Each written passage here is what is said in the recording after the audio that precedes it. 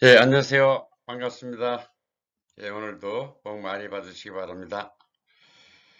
자, 오늘은 양극화 문제에 대해서 한번 말씀드리겠습니다. 오늘날 양극화 문제가 아주 심화되고 있고, 양극화 문제가 아주 큰 문제로 대두되고 있죠. 양극화가 갈수록 심해진다는 것이죠. 그래서 어떤 사람들은 양극화 문제를 해결하고 해소해야 된다. 이제 이런 얘기를 하고 있죠. 양극화 문제가 해소가 될 수 있을까요?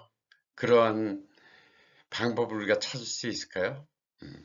결론은 양극화 문제는 점점 더 심화될 수밖에 없다는 것이죠. 이것이 세상의 원리다. 우리의 의지로, 선의로 양극화 문제를 해결해야 된다. 해소하자. 아무리 세상을 바꾸려고 해도 세상은 바뀌지 않는다. 우리가 나 자신이 바뀌어야 세상이 바뀌죠. 그래서 양극화 문제는 점점 심화될 수밖에 없다. 이것이 세상의 원리고 우리는 내 자신이 변해서 양극화 이런 시대에 맞춰서 생존하면서 살아가야지 힘을 모아서 양극화 문제를 해결하고 이 문제를 없애자. 그래야 좋은 세상이 온다. 그것은 불가능하고 하나의 망상에 불과하다는 이야기입니다. 부익부, 빈익빈. 부자들은 자꾸 부자가 되고 가난한 사람은 가난해진다는 거죠. 세계화 시대가 되면서 양극화 문제가 점점 강해지게 됐어요. 그래서 많은 중산층들이 부자가 되기도 하고 또 부자가 됐고 더 많은 사람들은 가난한 사람이 됐어요. 중산층이 사라지는 시대가 바로 세계화죠. 그래서 부자도 많이 늘었고 가난한 사람은 훨씬 더 많이 늘어났다. 중산층은 사라지고 있다는 것이죠. 근데 이 부자들은 점점 어마어마한 부자가 되고 가난한 사람들은 점점 살기가 힘들게 됐다는 것이 바로 부익부 빈익빈이죠. 이것은 현재 일어나고 있는 현상이고 이것은 하나의 원리에 의해서 그렇게 일어난다는 것이죠. 그리고 보면 이쁜 사람은 자꾸 이뻐지고 추한 사람은 자꾸 추해진다는 것이죠. 이것이 원리죠. 왜 그럴까요?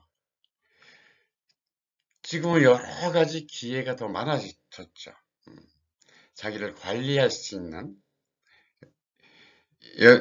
좋은 조건들이 되었죠.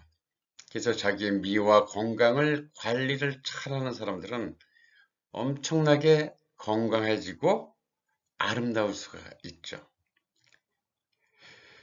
그렇지만 그렇지 않은 사람은 점점 추해지고 더 추해질 수밖에 없는 세상이 됐다는 것이죠. 이것도 세계화 속에서 우리가 더 많은 것들을 누릴 수 있고 많은 자유를 누릴 수 있기 때문에 이것이 가능해졌죠. 그리고 서울과 지방도 점점 격차가 심해지고 있다는 것이죠. 왜 그럴까? 서울은 점점 가치가 올라가고 집값도 올라가고 땅값도 올라가고 최고의 인재들이 점점 지금 기존까지는 한국의 인재들이 많이 몰렸지만 지금은 세계의 인재들이 다 모이는 도시로 돼버렸다. 그러나 지방에서는 자꾸 지방에 있던 인재들도 전부 서울로 가게 되고 지방에는 인재를 찾기가 점점 힘들게 돼 있다는 것이죠.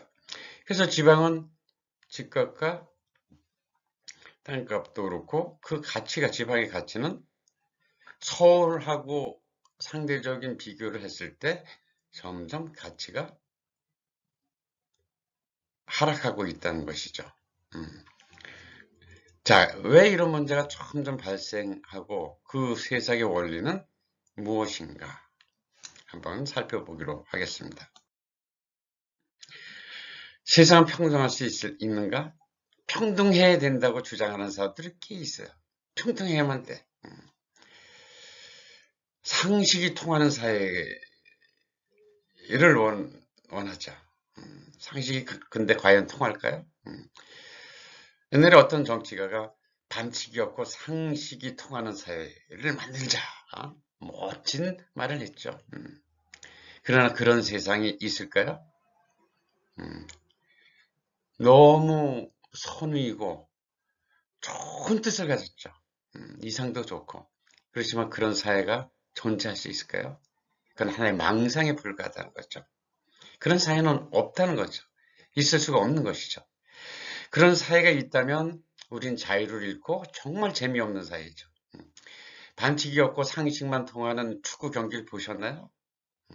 그거는 정말 맥 빠진 경기이죠. 승리하겠다던가 치열한 자신의 의지로 골을 넣겠다는 그런 투지가 넘치는 경기가 아니라 서로 적당히 반칙과 파울을 안 하고 뭐 저도 상관없고 그냥 대충 무승부로 하자는 축구 경기겠죠. 그런 것은 누구도 어떤 관중도 어떤 사람도 그런 경기와를 보고 싶어하는 사람은 없다는 것이죠. 반칙이 없는 사회 너무 싱겁고 아무것도 안 하는 사회죠. 상식이 그렇게 통할까요? 우린 상식 밖의 일을 많이 경험하면서 살고 있잖아요. 이것이 현실이고 세상과 인생은 그렇다는 거죠. 세상은 항상 반칙이 있고 상식 밖의 일이 많고 항상 불평등하다는 것이죠. 자, 토마스 프리드만이라고 하는 학자가 세상은 평평하다. 이런 책을 썼어요. 자, 세계화 시대 속에서 인터넷 혁명과 전자상거래 기술로 세계화가 가속화 시켰죠. 오늘날 이미 세계화 시대가 됐죠. 자, 그렇다면 세계화로 기업은 제품을 싸게 만들 수 있는 나라로 공장을 옮기게 되죠. 그러면 세계화로 인건비가 싸고 땅값이 싼 후진국의 도시가 곽강을 받아 세계는 점점 평등해지고 평평해질 거라는 상식을 갖게 됐다는 것이죠. 그래서 이런 상식을 책으로 썼죠. 그리고 이렇게 이상적으로 그 여러 가지 이 상황과 변환사회를 했을 때 책상에서 탁상 공론을 한다면 바로 이런 것이 상식이 되죠. 그래서 이제 후진국이 인건비가 싸니까 모든 공장이 옮기고 그러면 후진국이 점점 잘 살게 돼서 세상은 평평해지고 평등해지고 부의 불평등이 해소될 것이라고 본 것이죠. 그런데 왜 미국의 IT 기업, 바이오 기업 같은 기업은 첨단 산업이죠. 그죠? 혁신 기술과 기업을 가진 이런 기업들은 비용이 싼 인도나 중국으로 옮겨가지 않았을까 하는 것이죠.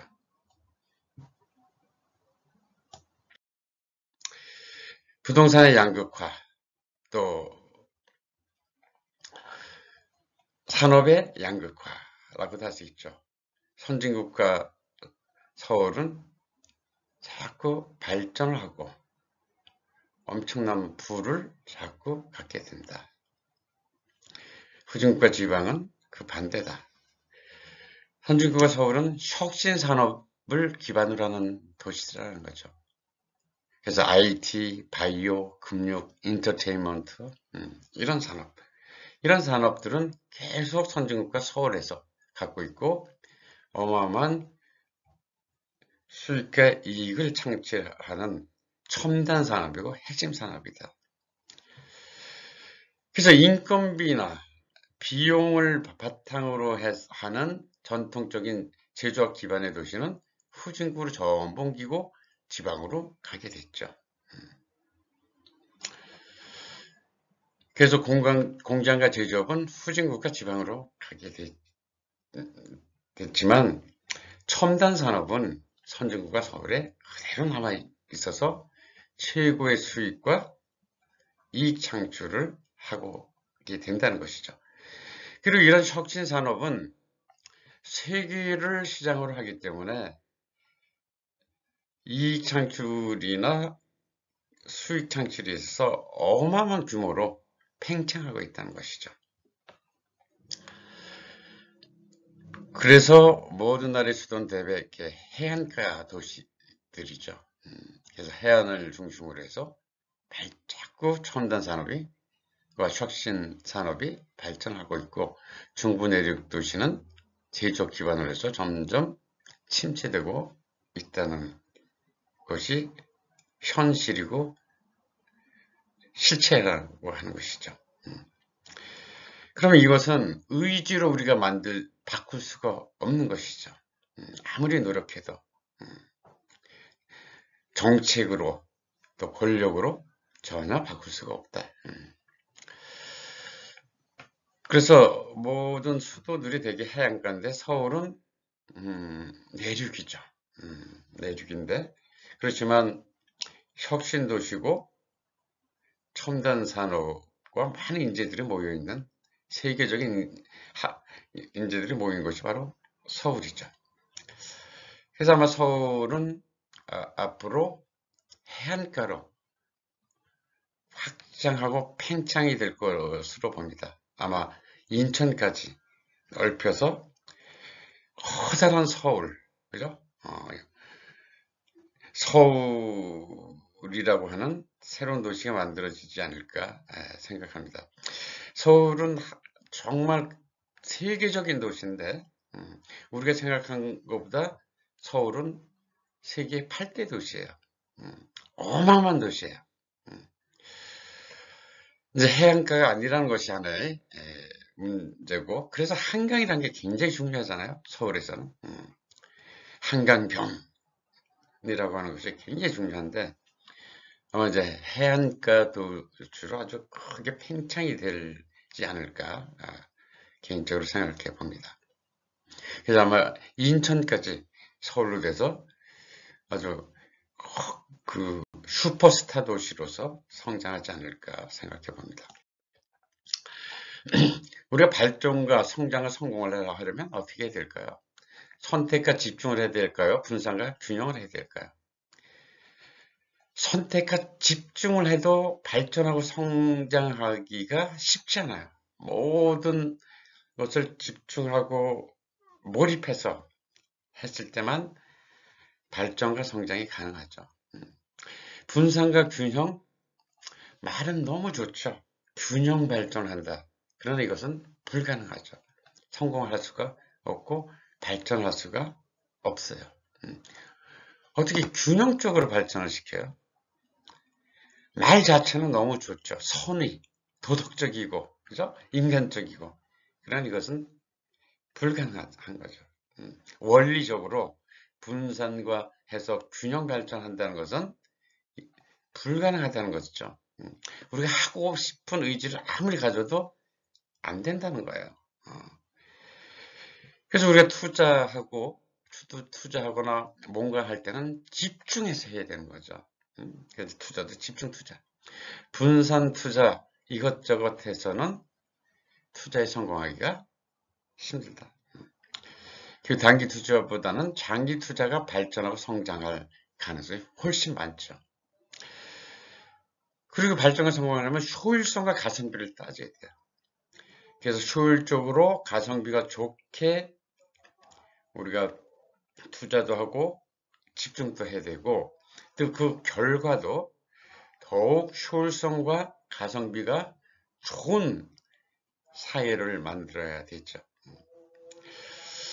근데 우리는 바로 분산과 균형 하면서 비용과 시간이 엄청 비효율적으로 비용이 많이 들고 시간에 있어서도 엄청 비효율적인 사회를 만들어 오고 있지 않았나 하는 생각이 많이 들어요. 그게 분산과 균형이죠. 그래서 우리가 발전하고 성공하려면은 짙고 단순해야 돼요. 명확하고. 근데 분산과 균형을 하면은 굉장히 어렵고 복잡하게 만들어요. 그래서 복잡해서 하는 일은 많고 엄청 바쁘고 힘든데 제대로 되는 일은 하나도 없죠. 이게 이제 실패죠.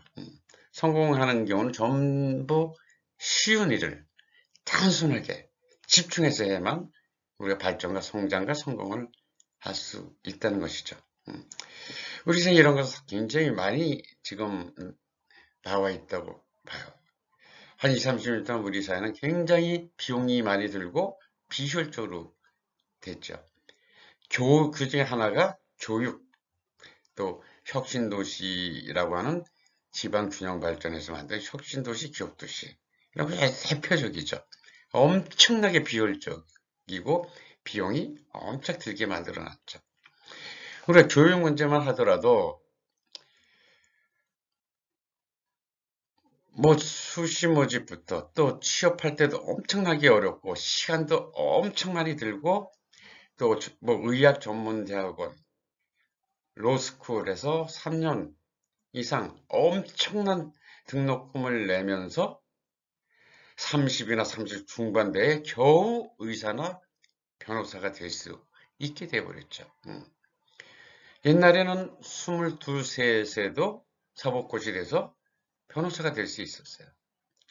그리고 의대 6년 가면 인턴하고 이러면서 바로 의사의 길을 갈 수 있었는데 지금은 그 기간이 엄청 늘어나고 비용도 엄청 많이 들고 그러면서도 능력 있고 는 의사나 변호사를 배출을 잘 못하고 있단 말이죠.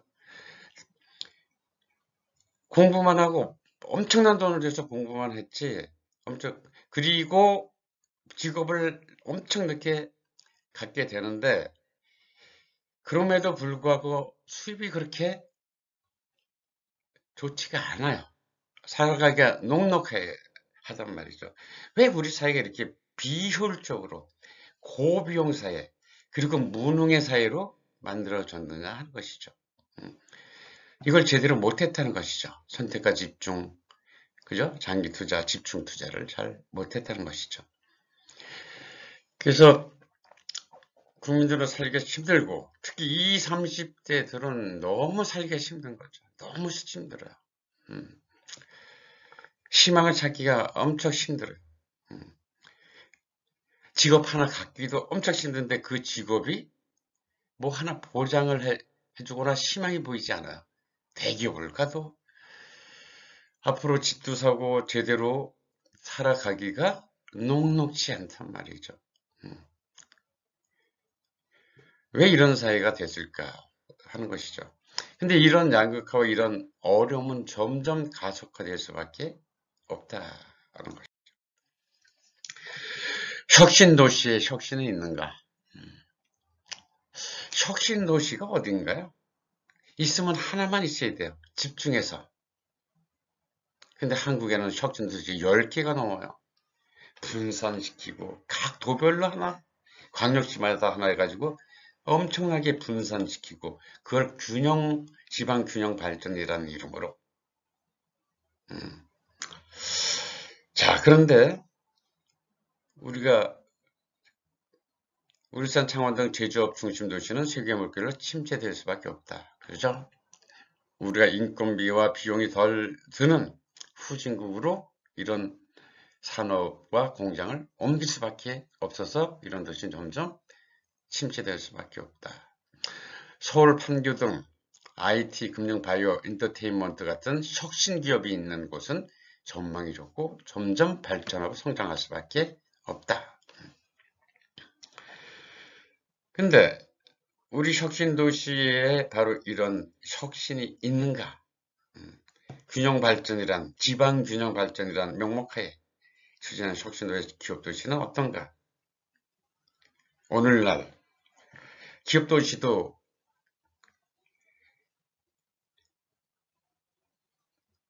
많은 도시, 여러 도시들이 기업 도시가 됐어요. 기업 입지율이 낮고 상가는 텅텅 비고 성과를 제대로 거둔 곳이 거의 없다. 거의 다 실패라고 볼 수가 있죠. 지역을 분산해서 해서 균형 발전을 이룬다는 것은 참 이상이 좋죠. 도덕적으로, 윤리적으로, 선이 너무 좋은 의도를 가졌지만 망상에 불과하다는 것이죠. 아무리 노력을 하면 돼요. 아무리 노력해도 안 되는 것을 한 것이죠. 그래서 지역이 발전하려면 했을 때 지역을 지원하는 방식으로는 불가능하다는 것이죠.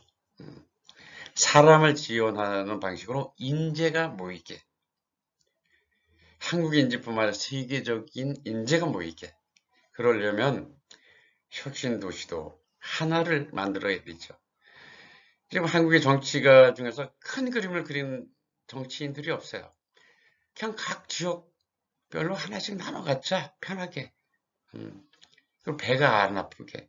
또 한 곳으로 오니까 왜 집중하고 그것만하고 우리는 손해를 보느냐.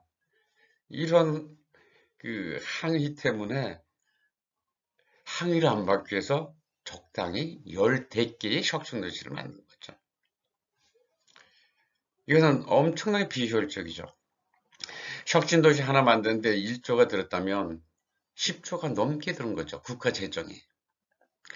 근데 한 곳에 집중하면 오류만 가지고도 어마어마한 신도시, 살아있는 도시, 첨단의 도시, 세계 인재가 모이는 도시를 만들 수가 있죠. 그렇다면 서울을 더 확장시킨다는 면에서 가까운 곳에 큰 그림을 갖고 한 도시를 광역도시로 만들고 서울에서도 내려와서 살고 싶어 하는 수준의 첨단 도시를 만들었어야 혁신도시가 성공을 했겠죠. 그러나 혁신도시에는 혁신은 없고 아무 인구도 크게 늘지 않고 활력이 없고 텅텅 비고, 그리고 혁신도시들이 각 곳에 분산되어 있으니까 일에 있어서 효율성이 엄청 떨어져요. 서울에서 그 공격과 일을 하려면 원주에 들렸다가 대구에 들렸다가 나주에 들렸다가 한 업무 가지고 일주일을 돌아다녀야 돼요. 이것이 전부 모여 있었다면 전부 점심이나 저녁 때 모여서 간단하게 회의를 하면 효율적으로 서로 일을 할 수 있고, 기업 간에 공기업 간에 서로 협력할 게 있으면 바로 만나서 많은 소통을 하고 일을 할 수 있는데, 저 멀리 있는 제주도, 나주, 김천, 원주 곳곳을 돌아다니면서 해야 되니까 길에서 시간을 다 보내고 일의 효율성, 비용도 엄청 들어갔고, 업무 수행에서도 엄청나게 비효율적이고 힘들게 만들었죠. 너무 어렵고 복잡하게 만들어 놨다는 것이죠. 아니, 한 곳에 집중해서 하면 쉽고 단순하잖아요. 효율성과 비용도 훨씬 덜 들고 업무 효율성도 높아지는데, 혁신도시는 혁신은 빼고 나머지만 있다는 것이죠. 그래서 혁신도시는 침체될 수밖에 없게 돼 있다는 것이죠. 그것은 하나의 원리예요, 원리. 선택과 집중을 하지 않으면 발전과 성공은 불가능하다는 것이죠. 한 곳을 선택해서 집중해도 성공을 시키고 발전을 시키려면 어마어마한 노력이 필요해요. 분산 균형했을 때는 어떤 비용과 노력을 들여도 발전과 성공은 불가능한 것이 하나의 원리라는 거죠. 이런 원리, 세상의 원리, 인생의 원리 속에서 움직이는 것이지, 손을 갖고 의지와 노력을 하면 할 수 있다? 그렇지 않다는 것이죠. 네. 세상만사, 뭐에 있죠? 뭐에 달려 있습니까? 세상만사. 마음먹기에 달려 있다. 마음먹기. 그는 무엇을 이야기하는 거야? 그런 건가요? 나는 부자다. 그래서 부자의 방향으로 향했을 때 부자가 되는 것이죠. 나는 아름답다, 건강하다 라는 방향으로 가도록 해야죠.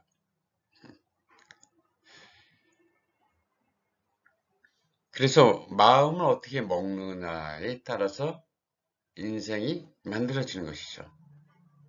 왜 세상은 이렇게 부자와 가난한 사람에서 불평등한가?